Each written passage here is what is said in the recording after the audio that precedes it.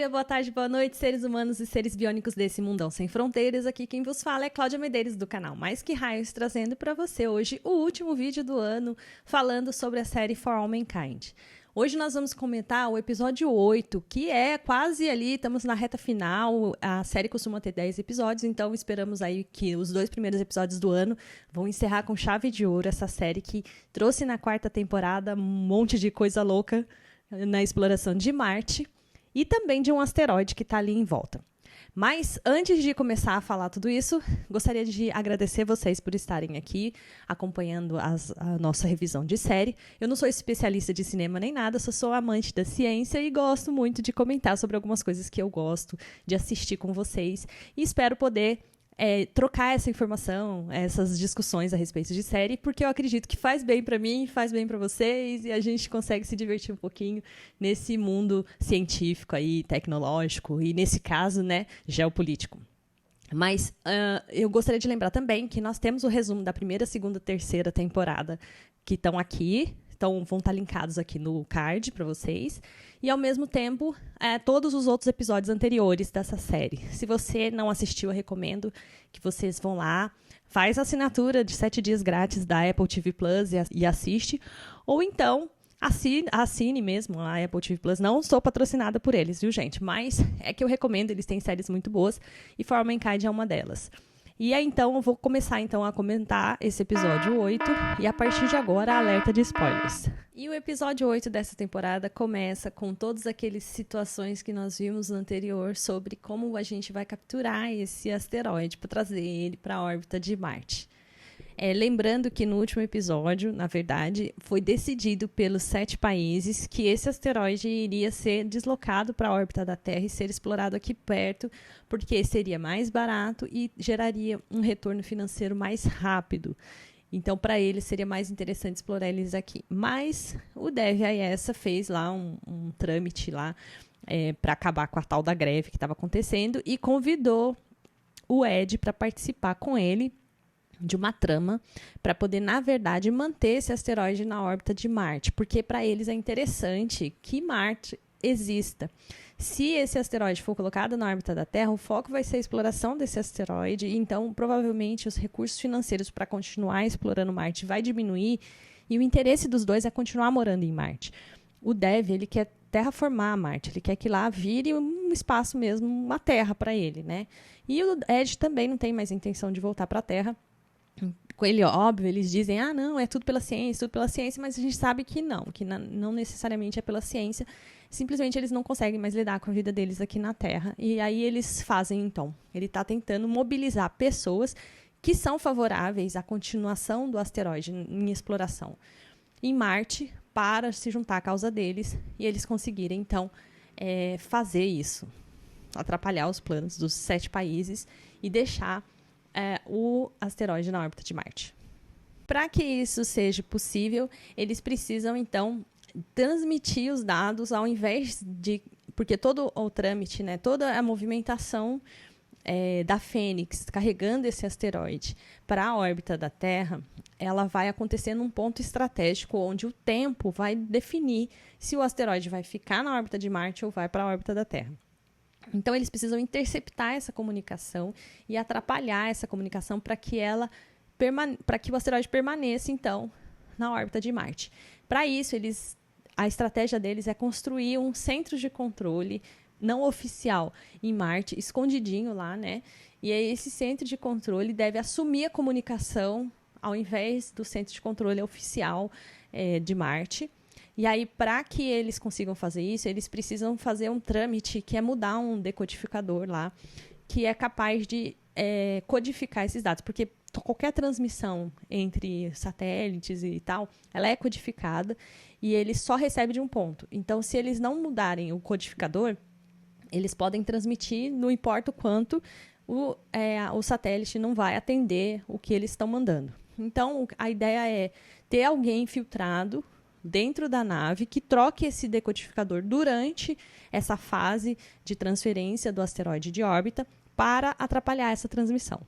Para isso, tem uma personagem que já faz parte dessas missões, que é a Samantha Massey. E a Samantha Massey, ela tem interesse, então, de que continuem explorando o asteroide lá em Marte, e aí eles convencem ela a fazer parte desse grupo que vai boicotar, então, sabotar a missão da Fênix nessa parte. O que ela vai precisar como ela vai ser uma parte da tripulação que vai estar dentro da Fênix, ela vai ser responsável por trocar esse decodificador por um decodificador que vai aceitar o sinal deles, tá?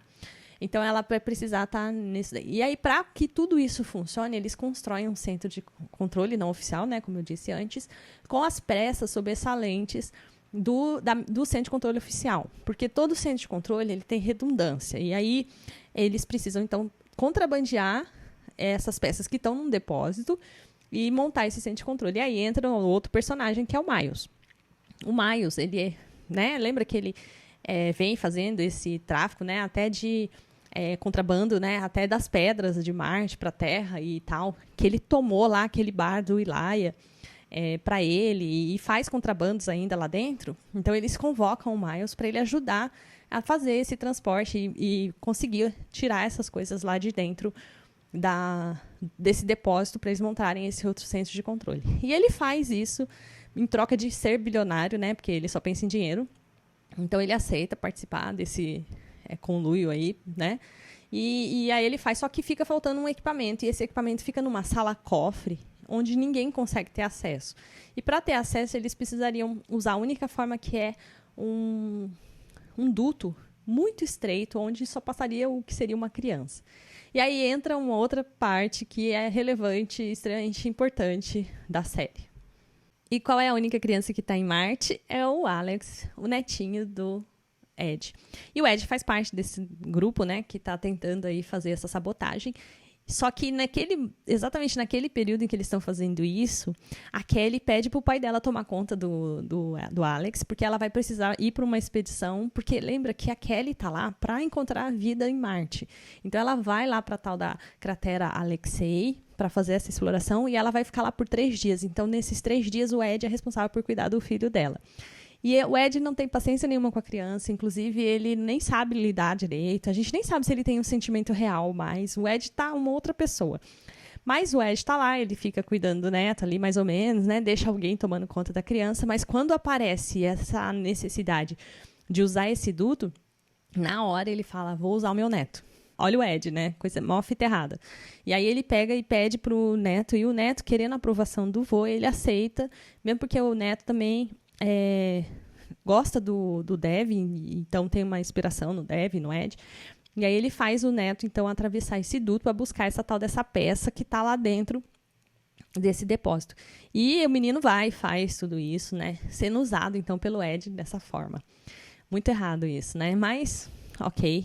Parece que numa conversa entre o Dev e o Ed tem uma intenção de se aproximar, não sabe muito lidar ainda com a criança e fica aquele meio nebuloso se o Ed é real ou não é real nessa relação. Ele ter usado o neto para fazer isso, eu achei muito errado. Tá tudo errado, acontecendo tudo errado aí, né? E é isso aí, um monte de gente irresponsável tomando conta de Marte. Lembrando que depois das últimas ações que aconteceram com a greve dos operadores e que causou aquele acidente que matou um operador e que eles esconderam os trajes, todas as regras dentro da estação lá de Marte, do Happy Valley, foram mudadas, né? A pedido mesmo daqui da Terra, todas as pessoas que foram convocadas como militares passam a atuar como militares lá em Marte e eles começam a tomar conta de cada passo, todas as regras mudam. Então, quem podia andar em qualquer lugar e fazer qualquer coisa, hoje não pode mais. Inclusive, eles até fecham o Ilaya lá, que é aquele bar não oficial que tinha lá. E aí tudo fica muito mais difícil. Mas ainda assim, eles encontram uma forma de burlar essas regras, né? Ainda mais que o Dev oferece dinheiro para todo mundo. E aí, ali, as relações comerciais valem acima até mesmo do risco que eles podem correr.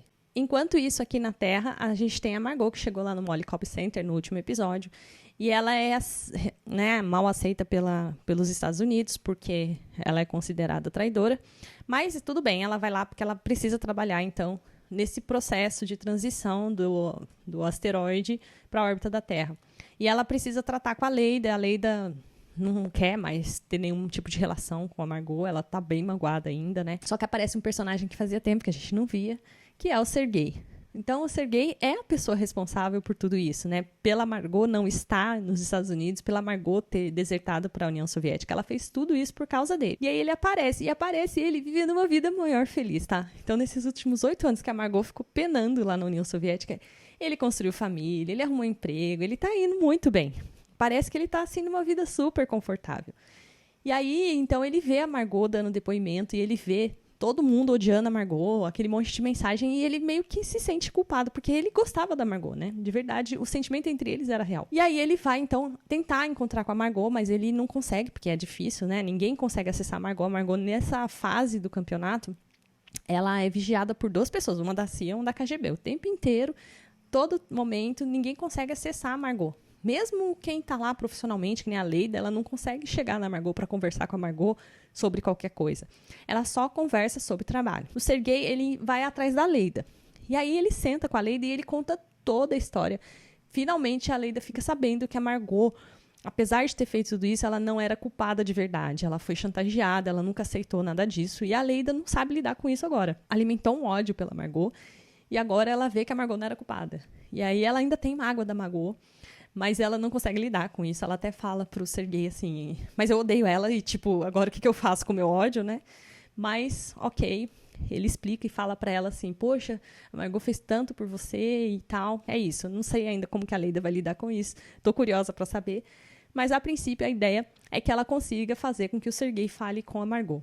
E para que ela consiga fazer isso, ela precisa passar a mensagem para a Margot, mas ela não pode se comunicar, porque a Margot... Aí ela faz uma coisa que é interessante, que ela faz uma equação, cuja resposta são coordenadas em um horário.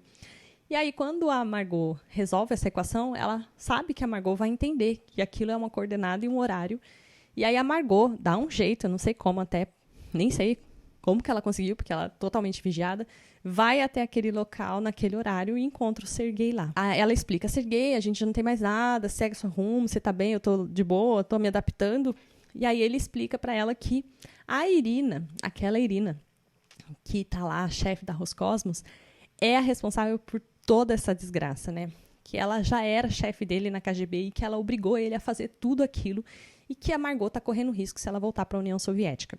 Então ele fala para Margot que ela não pode voltar para a União Soviética. E aí a Margot para e fica aquele climão. E aí a gente não sabe o que vai acontecer. Será que a Margot vai voltar para a União Soviética? Como que vai lidar com isso? Quem vai proteger a Margot? E se é que vai ser possível isso, né? Mais uma coisa para ser resolvida nesses próximos 2 episódios. O que será da Margot? Voltando lá para Marte, a gente tem a Kelly explorando a cratera Alexei. Não dá para saber se ela encontrou, o que ela encontrou, se é fase inicial, meio, fim, mas parece uma cena até grande, mostrando ela olhando lá na cratera, com todos os equipamentos, como se ela estivesse maior feliz ali, mas será que ela vai encontrar vida em Marte? Né? Não dá para saber nesse momento. A Kelly tá ali totalmente à parte do que tá acontecendo, enquanto isso o filho dela lá, servindo de bode pro pai dela, né?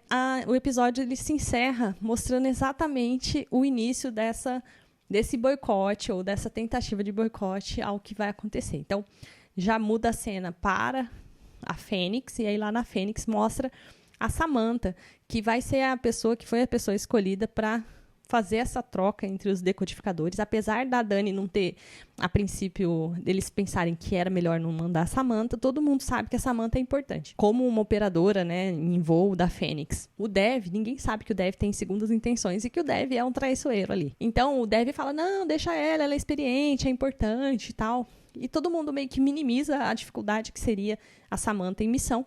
Mas a Dani fala, tá, deixa ela, mas fica de olho. E aí aparece, então, na última cena, a Samantha olhando, então, para a peça que ela precisa trocar, porque essa peça é fundamental para que aquele centro de controle consiga entrar em contato com a Fênix e mudar os comandos lá e alterar, então, a trajetória do asteroide que foi programado pela Dani, pelo M7, para ir para a órbita da Terra, para ele ficar em Marte. Uma vez que ele atingir esse ponto de não retorno, ele vai ficar preso na órbita de Marte, e ele preso na órbita de Marte, a Terra vai ser obrigada a explorar esse asteroide a partir de Marte, e o Dev e o Ed vão conseguir o que eles tanto querem. Porque na última cena, a Samantha olha e fala, não sei como eu vou conseguir isso, porque ela olha pro lado, tá todo mundo lá e ela tá super vigiada e o negócio é no meio da sala. As cenas dos últimos 2 episódios, os próximos 2 episódios, tendem a resolver todas essas situações ou deixar aí um pepino bem grande pra uma próxima temporada. Que eu ainda não sei se vai ter, né? Eu acredito que sim, mas a gente tá aí nessa confusão enorme. Lembrando que, da minha opinião, é todo mundo tratando de interesses pessoais, ninguém pensando no real propósito, exceto a Kelly, tá lá de inocente, lá explorando, realmente tentando encontrar a vida. E é isso por hoje, então. Nós temos todas essas trilhas armadas aí, né? Com todos esses personagens, a Samantha nessa situação, a Kelly lá na exploração, a Margot aqui na Terra, a Leida, um monte de pontas soltas para serem fechadas nesses próximos 2 episódios. E eu tô curiosa para saber, espero que vocês estejam. Vão ser os 2 primeiros episódios do ano, de 2024. E eu quero ver aí qual vai ser a conclusão, inclusive se vai deixar uma deixa para uma próxima temporada aí.